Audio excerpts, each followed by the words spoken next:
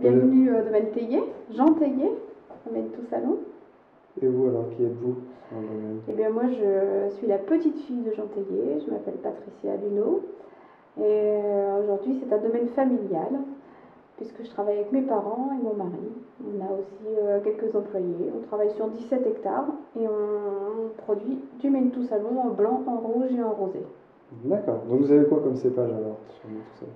Sur les rosés et les rouges, on est en pinot noir et en blanc on est en sauvignon. C'est les deux seuls cépages autorisés. D'accord. Et donc qu'est-ce que vous allez essayer de ressortir, de montrer, d'offrir aux gens comme vin?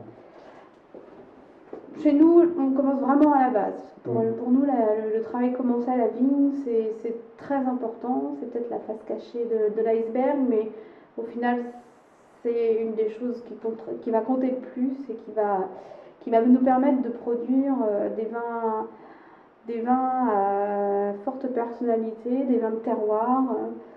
On a un seul cépage, en blanc et en rouge et en rosé, sauvignon et pinot noir. Et en gros, on a un seul type de sol, argilo-calcaire. Plus ou moins argileux ou plus ou moins calcaire. Mais en gros, c'est assez homogène. Donc on va vinifier toutes nos parcelles séparément pour essayer de faire ressortir la personnalité de chaque parcelle, de chaque cépage, de chaque clone, enfin, de chaque porte-greffe, de tout ce que l'on fait dans nos vignes.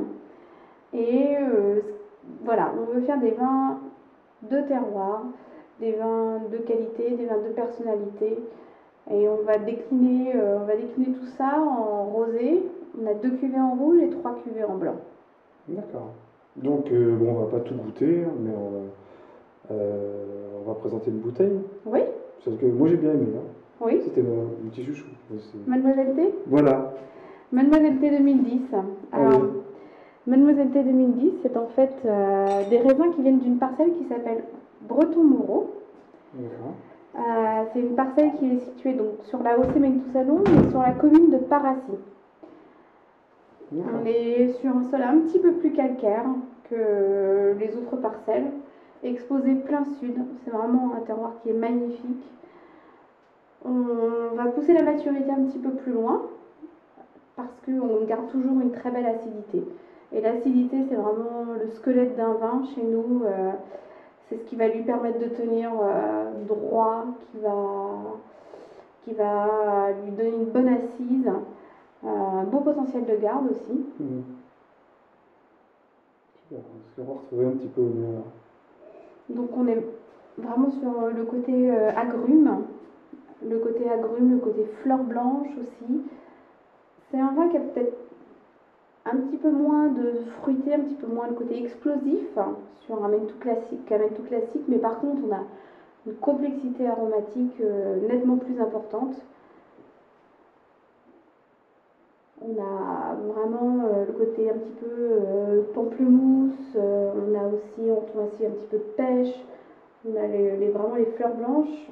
Et puis c'est un vin qui va se dévoiler au fur et à mesure qu'on va le déguster. Dans la soirée, il va commencer à plus se révéler. Il a vraiment besoin d'oxygène. Et donc au niveau de la vinification, on l'élève 1 an en cuve sur lit fine. C'est un vin qui a aussi beaucoup plus de longueur en bouche. On termine sur une fraîcheur. La fraîcheur qui reste et qui tient en bouche. Voilà. 2010, c'était un très beau millésime aussi. Il y avait tout ce qu'il fallait. L'acidité, il y avait la matière, il y avait du fruit. C'est vraiment une jolie année chez nous. D'accord. Et qu'est-ce qu'on pourra manger alors avec Alors, nous, on aime bien commencer à l'apéritif avec Mademoiselle T, parce que comme ça, on le débouche, il va s'ouvrir. Et c'est parfait avec des coquilles Saint-Jacques, avec un poisson, avec une volaille à la crème, si on a envie de mettre un petit peu de crème. Si on le garde au bout de 5 ans, 5-6 ans, son acidité va s'atténuer, on va avoir plus de sucrosité. Et on aime bien servir parfois aussi avec du foie gras.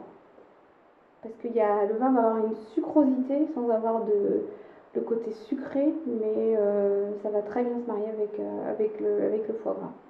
Super, super, super. Voilà, Mademoiselle T, c'est vrai que c'est une cuvée qu'on aime bien parce qu'il n'y a pas d'artifice. C'est vraiment l'alterroir qui va s'exprimer, le raisin, il n'y a rien de rajouté, quoi.